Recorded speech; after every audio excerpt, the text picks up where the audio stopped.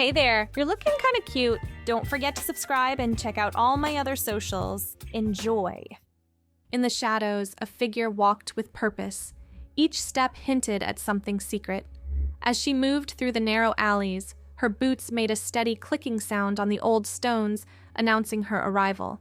This was where the story's main character, a young sorceress named Carly, moved through the heart of the town. Carly, with her red hair glowing in the lantern light, stood out in her unique outfit. Her long, dark purple cloak swirled behind her, showing hints of silver stitching on the edges, a design from a long ago time.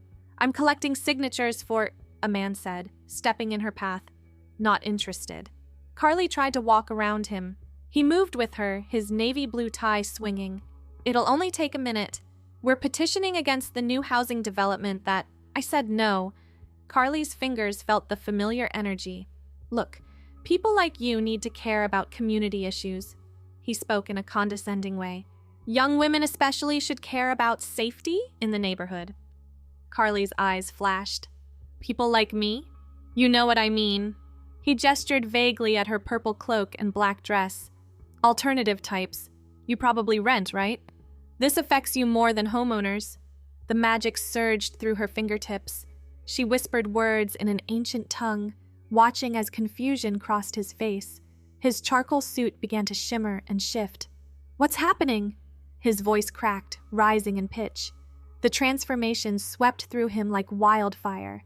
His short brown hair lengthened, flowing past his shoulders in waves of auburn silk. His angular face softened, cheekbones becoming more prominent, lips fuller. The charcoal suit morphed into a fitted black dress that hugged newly curved hips. His flat chest swelled beneath the fabric. "My voice, my body." She clutched at her throat, eyes wide with panic. "You wanted to tell women what they should care about." Carly smiled. "Now you get to experience it firsthand." The former solicitor stumbled backward on unfamiliar heels that had replaced his Oxford shoes. Her clipboard clattered to the floor. "Change me back." "That's not how my magic works." Carly stepped around the trembling woman. "Enjoy your new perspective." She left the transformed solicitor gaping in the entryway and made her way to the bar. The bartender, a burly man with salt and pepper hair, nodded at her approach. "What'll it be?" "Whiskey neat." Carly settled onto a bar stool, her purple cloak pooling around her. "Coming right up." A man in a forest green button-down shirt occupied the stool beside her. He leaned over, alcohol already heavy on his breath. "Hey there, gorgeous. Love the whole goth witch thing you got going on." Carly accepted her whiskey from the bartender without acknowledging the interruption. "Playing hard to get?" He scooted closer.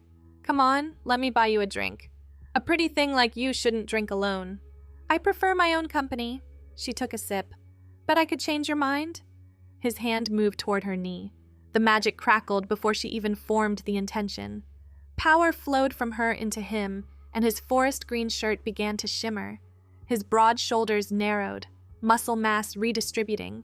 Sandy blonde hair grew past his ears, past his shoulders, tumbling down his back in auburn waves that matched the transformed solicitor's exactly. "What the hell?" Her voice came out higher, softer. The forest green shirt reformed into an emerald dress that clung to her new curves. Her rough hands became slender, nails extending and shaping themselves. The stubble vanished from her softening jawline. "My body! This isn't possible!" She stood abruptly, wobbling on heels that had replaced her sneakers. "You wanted to get handsy." Carly turned back to her whiskey. "Let's see how you like being on the receiving end." The newly transformed woman fled toward the restroom, emerald dress swishing with each unsteady step. Carly finished her drink and left payment on the bar. Time for the next establishment. The night air felt crisp against her skin as she walked 3 blocks to the Griffin's Head.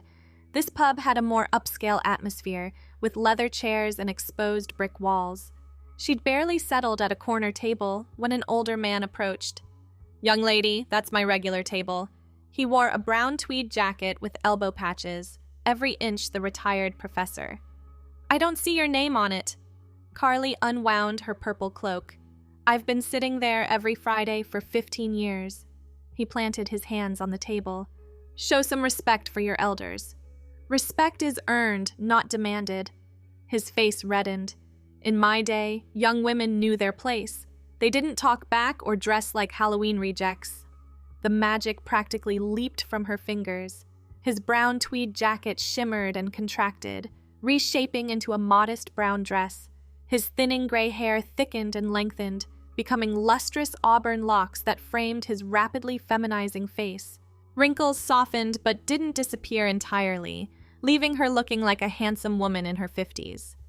"This can't be real," her voice had mellowed into a pleasant contralto. "Your day has passed." Carly stood, gathering her cloak. "Welcome to mine." She left the establishment as the transformed woman sank into a nearby chair, staring at her manicured hands in shock. The brown dress suited her new form perfectly, modest and appropriate for her age. The next pub, the Rusty Anchor, had a rougher crowd. Carly had to push through a cloud of cigarette smoke near the entrance. A woman in a red leather jacket blocked the doorway, talking loudly on her phone. "Yeah, I told him if he can't handle a real woman, that's his problem." She flicked ash carelessly. "These pathetic men today, always whining about feelings." "Excuse me." Carly tried to squeeze past. The woman glared. "I'm on the phone." She deliberately spread her stance wider. "The doorway isn't a phone booth." "Listen here, freak." The woman ended her call. "I don't care if it's Halloween or whatever. Take your costume party somewhere else." Carly's magic responded to her irritation, but this time, the transformation took a different path. The woman's red leather jacket sprouted coarse fur. Her face elongated, nose becoming wet and black. She dropped to all fours as her body reconfigured itself. Where the rude woman had stood, a German shepherd now sat, wearing a red collar that matched her former jacket. The dog whined in confusion, tail between its legs. "Every dog has its day." Carly stepped over the bewildered animal. "Yours just arrived." Inside, she found a table near the back. Two young women occupied the booth behind her, their conversation carrying clearly. "Did you see that guy who asked Emma out?" The blonde wore a pink crop top. "As if she'd date someone who works retail. Right?" Her friend in the yellow sundress laughed. "Know your league, people."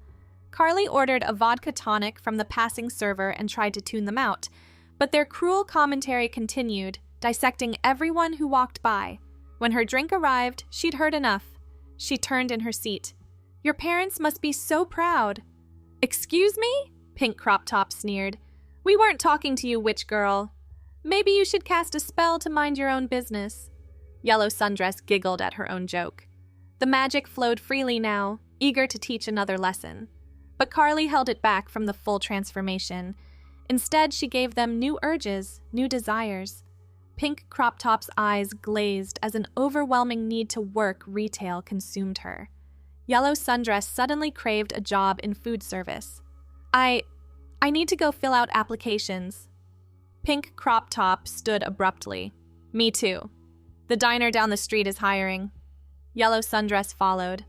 They left their drinks unfinished, driven by compulsions they didn't understand. Carly smiled into her vodka tonic. Sometimes the subtler lessons were the most effective. After finishing her drink, she headed for the off-license next door. A line had formed at the counter, and a man in a blue tracksuit pushed past everyone to the front. "Just these." He slammed a six-pack on the counter. "Sir, there's a queue." The cashier pointed to the line. "I'm in a hurry." He pulled out his wallet. "We all are." An elderly woman spoke up from her place in line. "Then you should have gotten here faster, Grandma." He turned back to the cashier. "Ring me up." Carly felt the magic building without conscious thought. The blue tracksuit began its transformation, material refining into a flowing blue dress. His buzzed hair exploded into auburn growth, matching all the others she'd changed tonight. His aggressive stance softened as his body reshaped itself, shoulders narrowing, hips widening. "What's happening to me?" Her voice climbed octaves. The newly transformed woman stumbled back from the counter, blue dress swirling around her legs. Her former masculine swagger had vanished, replaced by uncertainty in her new form. "Back of the line," Carly gestured to the queue. Ladies, wait their turn. The transformed woman wordlessly moved to the back, clutching her blue dress with trembling hands. The elderly woman she'd insulted smiled sweetly as she passed. Carly purchased a bottle of wine and continued her magical pub crawl. The Brass Monkey had live music tonight, and she had to wait behind a small crowd to enter. A massive bouncer in a black security shirt checked IDs at the door. No costumes. He blocked her entry. Policy. This isn't a costume. Carly gestured to her purple cloak and black dress. It's how I dress. Look like a costume to me. Beat it, Harry Potter. I'm clearly not dressed as... You deaf? He stepped forward, using his size to intimidate. I said beat it. Don't make me toss you out on your witchy ass. The magic surged stronger than before, fueled by the accumulation of the night's encounters. His black security shirt stretched and reformed, becoming a little black dress that barely contained his transforming figure. His shaved head erupted in auburn waves that matched every other transformation tonight. His massive frame compressed and redistributed, creating dramatic curves. No, no, no! Her voice was high and panicked. The other patrons in line gasped as the 6'4" bouncer became a 5'6" woman in heels. Her little black dress left no doubt about her new gender, and she clutched the doorframe for support. Still want to toss me out? Carly walked past the stunned woman. Didn't think so. Inside the Brass Monkey, she claimed a seat at the bar. The transformations were taking their toll on her energy, and she needed another drink. As she waited for service, she noticed the woman from the entrance had followed her in. Please, the former bouncer's voice shook. You have to change me back. I have a girlfriend, a job, a life. You still have those things. Carly accepted her gin and tonic from the bartender. They'll just be different now. But I'm a woman. She gestured desperately at her body in the black dress. This isn't who I am. It is now. Carly took a long sip. Maybe next time you'll think twice before throwing your weight around. The woman sank onto the adjacent bar stool, tears forming in her eyes. This can't be permanent. My magic doesn't do temporary. Carly studied her. What's your name? Brian. It was Brian. She stared at her manicured hands. I don't even know anymore. Pick something that fits. Carly signaled for another drink. You'll need it for the paperwork. Paperwork? Driver's license, social security, bank accounts. She counted on her fingers. Unless you plan to live off the grid. The reality of the situation crashed over the former bouncer. Her shoulders shook with silent sobs. Despite herself, Carly felt a twinge of sympathy. This one seemed to be taking it harder than the others. Look, she softened her tone slightly. The magic changed your body, but you're still you inside. Same memories, same personality. You just have to figure out how to be you in a different package. How am I supposed to explain this? The woman wiped her eyes, careful not to smudge the makeup that had appeared with the transformation. People don't just change genders overnight. Tell them you've been transitioning privately. Hormone therapy, the works? Carly shrugged. Easier than the truth. My girlfriend, she's straight. She won't want me like this. Then she wasn't right for you anyway. The words came out harsher than intended. Real love transcends physical form. The woman laughed bitterly. Easy for you to say. You're not the one who got magically turned into the opposite sex. No, but I've been on the receiving end of enough harassment to know why I do this. Carly finished her drink. Every person I changed tonight needed the lesson, including you. Because I wouldn't let you in with a costume? Because you used your size and position to intimidate and belittle. She stood, straightening her purple cloak. Now you'll have to find other ways to assert yourself. Better ways. Carly left money on the bar and headed for the exit. The night had provided enough entertainment, and her magic needed rest. As she passed, she noticed the transformed solicitor from the first pub sitting alone at a corner table, still in her black dress, nursing what looked like her third martini. Their eyes met across the room. The woman raised her glass in a mock toast, auburn hair catching the stage lights. There was something in her expression, not quite acceptance, but perhaps the beginning of it. Outside, the city had quieted. Fewer people walked the streets, and most of the pubs were approaching last call. Carly pulled her cloak tighter and began the walk home. Behind her, she left a trail of transformed individuals, each grappling with their new reality. The man from the bar in his forest green shirt turned emerald dress had locked himself in his apartment, staring at the mirror for hours. He'd tried to cut his new auburn hair, but it simply grew back instantly. The scissors lay abandoned on the bathroom floor. The professor in tweed turned brown dress had gone home to an empty house. His wife had passed years ago, and he'd grown bitter in solitude. Now she sat at her kitchen table, wondering if this fresh start might offer opportunities she'd never considered as a man. The two young women, driven by new compulsions, had filled out job applications at 3 different retail stores and 2 restaurants. They couldn't explain why they suddenly needed these jobs so desperately, only that the urge consumed them. The Q jumper in the blue tracksuit turned dress had taken a taxi home, unable to face public transportation in her new form. She'd spent 20 pounds she couldn't afford because walking in heels proved impossible, and the dress made her feel too exposed. And the bouncer sat alone at the Brass Monkey, ordering drink after drink with money she wouldn't have after losing her security job. The manager had already told her she couldn't work the door anymore, insurance liability, he'd claimed, though they both knew the real reason. Carly reached her flat as the clock struck 2. She climbed the narrow stairs, each step echoing in the empty stairwell. Inside her apartment, she hung the purple cloak on its designated hook and kicked off her pointed boots. The night's work had drained her more than usual. 6 transformations in one evening pushed the limits of her power. She'd need days to fully recover. But the expressions on their faces, shock giving way to recognition of their own behavior, made the exhaustion worthwhile. She prepared chamomile tea in her small kitchen, still wearing the black dress that served as her uniform for these excursions. The ceramic mug warmed her hands as she settled into her reading chair. Through the window, the city lights twinkled like earthbound stars. Somewhere out there, 6 people were learning to navigate the world from a different perspective. The men who'd become women would face challenges they'd never imagined: street harassment, wage gaps, constant judgment of their appearance and choices. They'd learn why women walked with keys between their fingers at night, why they texted friends their locations before dates, why they smiled politely at unwanted attention rather than risk escalation. The woman transformed into a dog would eventually be found and taken to a shelter. The magic would wear off after a week. Animal transformations never lasted as long as human ones. She'd return to her human form with a newfound appreciation for how society treated those it deemed lesser. Carly sipped her tea and contemplated the nature of her gift. Or was it a curse? The magic had manifested during puberty, wild and uncontrolled at first. She'd accidentally transformed her school bully into a frog during gym class.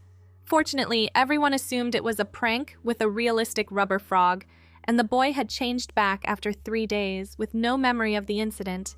Years of practice had given her control, but the magic seemed to have its own agenda.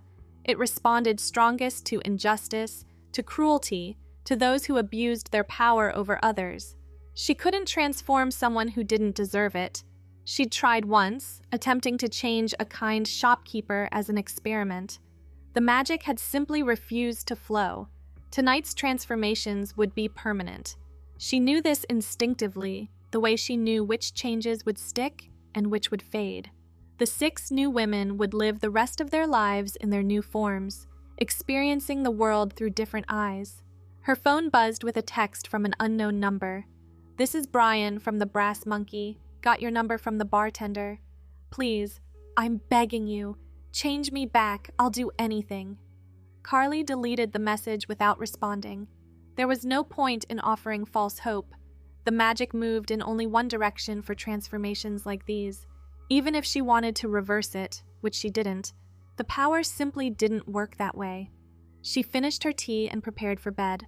Tomorrow would bring its own challenges. The transformed individuals might try to find her, demand answers or reversals she couldn't provide. Some might adapt quickly, finding unexpected freedom in their new forms. Others would struggle for months or years, fighting against a reality they couldn't change. But tonight had served its purpose. 6 people who'd wielded their privilege carelessly had lost it in the most direct way possible.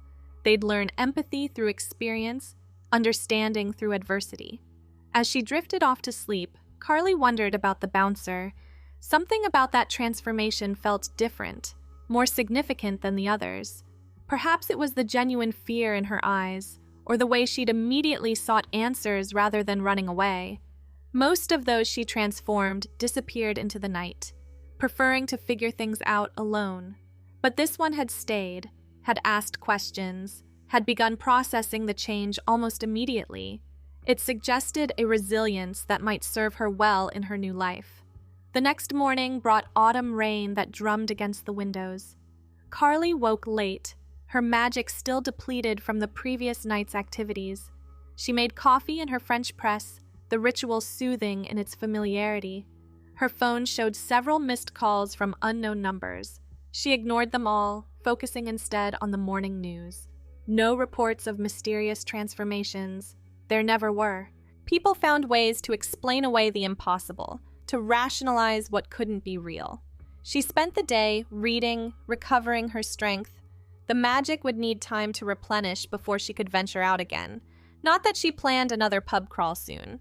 These expeditions came spontaneously, when the power built up enough to demand release. 3 days later, she encountered one of her transformations at the local coffee shop. The former solicitor sat at a corner table, still wearing black, but now a professional skirt suit instead of the dress from that night.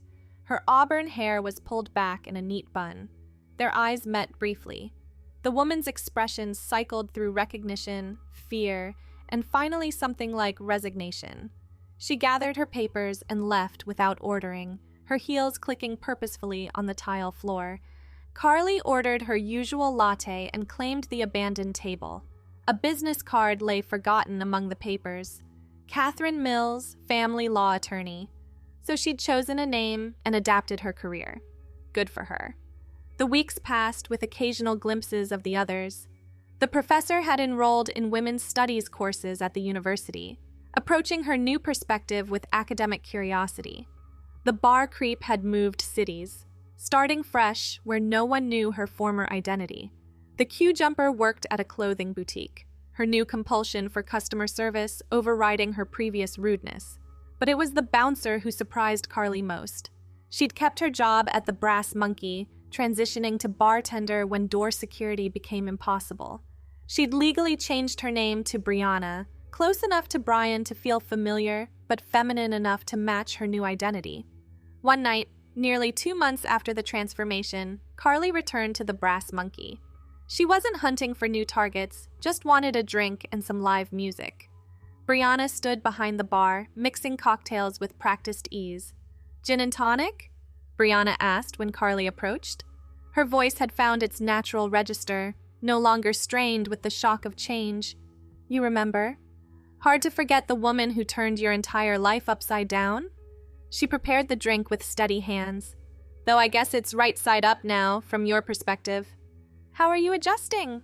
Brianna considered the question while adding lime to the glass. "Better than I expected, worse than I hoped." She slid the drink across the bar. "My ex left me, obviously, but my sister's been amazing. Turns out she always wanted a sister instead of a brother." "And work?" "Tips are better." A wry smile crossed her face. "Guys buy more drinks from pretty bartenders, though I could do without the constant hitting on me." "Welcome to womanhood." "Yeah, I'm learning that." Brianna moved to serve another customer, but paused. "Can I ask you something? Why auburn? Every person you changed that night ended up with the same hair color." Carly touched her own auburn locks self-consciously. "The magic chooses based on what I'm thinking. I guess I was focused on my own appearance that night." "So we all look a bit like you." Brianna shook her head. "That's either poetic or narcissistic." "Maybe both." They fell into an odd routine after that. Carly would visit the Brass Monkey every few weeks, and Brianna would serve her drinks with professional courtesy that occasionally cracked to reveal genuine curiosity. They never became friends, The power dynamic prevented that, but they developed an understanding. The other transformations found their own paths. Catherine Mills became known for taking pro bono cases for women escaping abusive relationships. The professor published papers on gender dynamics that revolutionized her field. Even the woman who'd been briefly turned into a dog had changed, volunteering at animal shelters and speaking out against animal cruelty. Magic worked in mysterious ways. Carly had learned to trust its judgment, even when the transformation seemed harsh. Each person she changed needed the lesson, and most eventually found value in their new perspectives. She continued her occasional pub crawls, though never again with the intensity of that autumn night. The transformations became more selective, reserved for the worst offenders.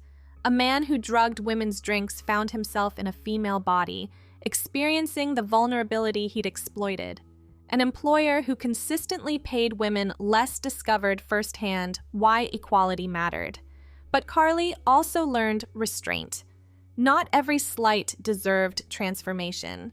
Not every rude person needed their entire life upended. The magic matured with her, becoming a tool for justice rather than revenge. Years passed. The city changed around her, but the pubs remained constant. New faces replaced old ones, but human nature stayed remarkably consistent. There would always be those who abused power, who treated others as lesser, who needed to learn empathy the hard way. Brianna eventually managed the Brass Monkey, implementing policies that made it safer for women patrons. She hired female security staff and trained them to de-escalate rather than intimidate. The bar became known as a place where women could drink without harassment. One night, Carly arrived to find Brianna training a new bouncer, a muscular woman who checked IDs with firm politeness. "No costumes?" Carly asked, gesturing to her purple cloak. The bouncer grinned. "Boss says you're always welcome, costume or not." Inside, Brianna poured her usual gin and tonic without being asked. "You know, I hated you for a long time." Understandable. But then I realized something. She leaned against the bar. "I was miserable as Brian, angry all the time, picking fights, making others feel small because I felt small inside. The transformation forced me to confront that. The magic knows what people need. Does it? Or does it just reflect what you think they need?" Carly considered this. Maybe there's no difference. Heavy philosophical talk for a Friday night. Brianna moved to serve other customers. "Your usual table's free." Carly took her drink to the corner booth, the same one where she'd first confronted the bouncer years ago. The crowd had changed, more diverse, more welcoming. The transformation of one person had rippled outward, creating change beyond what magic alone could accomplish. Her phone buzzed with a message from Catherine Mills. "Saw your handiwork at the courthouse today. Judge who always ruled against women in custody cases suddenly understands our perspective. Nice touch with the pearls." Carly smiled and deleted the message. Some transformations were becoming predictable, but the work remained necessary. As long as people abused power, she'd be there to balance the scales. The band took the stage, launching into a cover of classic rock. She settled back to enjoy the music, her purple cloak draped over the booth. Tomorrow would bring new challenges, new injustices requiring correction. But tonight, she could rest. The 6 transformations from that first pub crawl had taught her the weight of her power.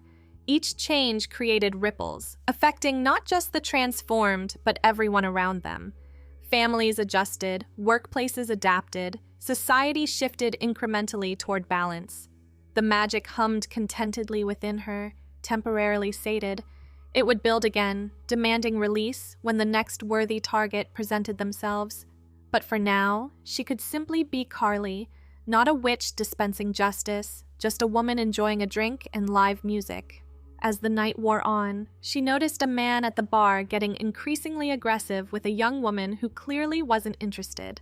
He wore a red polo shirt and pressed khakis, the uniform of entitled privilege. The woman tried to leave, but he grabbed her wrist. The magic stirred, eager to intervene. Carly watched Brianna smoothly step between them, using de-escalation techniques learned from personal experience. The man backed down when faced with authority that wouldn't be intimidated. Sometimes magic wasn't necessary. Sometimes change came from those who'd learned their lessons, passing that wisdom forward. The transformed became teachers, their new perspectives spreading organically through society. Carly finished her drink and left money on the table. Outside, the city hummed with late-night energy. She walked home through familiar streets, her pointed boots clicking on pavement worn smooth by countless footsteps. The transformations would continue. Justice demanded it. But tonight had shown her something important. The changes she wrought weren't just punishments, but opportunities. Each person she transformed had the chance to become better, to use their new understanding to improve the world around them. Some would waste that chance, remaining bitter about their fate. But others, like Brianna and Catherine, would embrace it. They'd become advocates for those they'd once dismissed, defenders of those they'd once oppressed. The magic wasn't just about changing bodies. It was about changing minds, opening hearts, forcing empathy on those who'd forgotten how to feel it. In that way, every transformation was a gift, even if the recipients rarely saw it that way initially. Carly reached her flat as the first hints of dawn touched the sky. Another night's work complete, another set of lessons taught. She hung up her purple cloak and prepared for bed, already sensing the magic beginning to rebuild for next time. The city slept around her, but change was constant. In apartments and houses across town, transformed individuals were adapting to their new lives. Some still struggled, fighting against immutable reality. Others had found unexpected joy in their new perspectives. All of them had learned the fundamental lesson Carly's magic taught. Everyone deserved respect, regardless of gender, appearance, or station. Those who forgot this truth might find themselves experiencing life from the other side. Thanks for watching. Don't forget to check out my other socials if you want more content, early access, behind the scenes, and more. All links down below.